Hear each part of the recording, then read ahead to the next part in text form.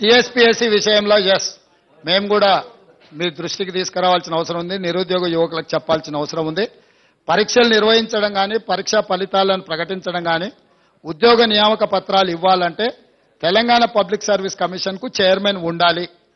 Chairman లేకుండా ఈ ప్రక్రియ ఏది జరగదు. ఇది న్యాయపరంగా చెల్లదు. అక్కడ ఉన్న చట్టం కూడా అనుమతించదు. ఇప్పుడు ఉన్న చైర్మన్ గారు మిగతా సభ్యులు రాజీనామా పత్రాలు సమర్పించారు.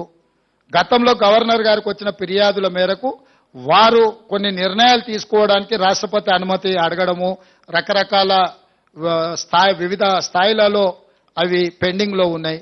వాటిని ఒక్కసారి పరిశీలించిన తర్వాత న్యాయ నిపుణుల సలహా తీసుకొని వీళ్ళని ఆమోదిస్తామన్నారు.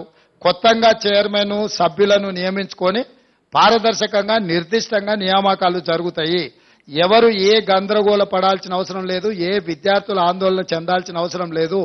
ఇవాళ ప్రశ్నాపత్రాలు పల్లి బఠానీలలాక జిరాక్స్ సెంటర్లో అమ్మకాలు జరిగినప్పుడున్న చైర్మన్లు మెంబర్ల మీద నిరుద్యోగ యువకులకు విశ్వాసం లేకపోవడం, నిర్వహించిన పరీక్షలు అన్నిటిని కూడా రద్దు చేయడం, రకరకాల గందరగోళ పరిస్థితుల్లో ఈరోజు విద్యార్థులు నిరుద్యోగ యువకులు ఉన్నారు.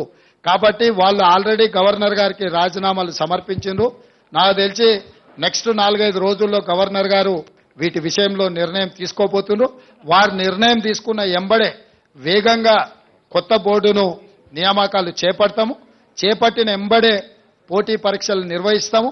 పోటీ పరీక్షల ఫలితాలను ప్రకటించి పారదర్శకంగా సంవత్సరం తిరిగే లోపల డిసెంబర్ 9, 2024 లోపల క్యాలెండర్ డేట్ మేము రిలీజ్ చేసినాము. ఖచ్చితంగా సంవత్సరం తిరిగే లోపల 2 లక్షల ప్రభుత్వ ఉద్యోగ ఖాళీలను భర్తీ చేస్తాము.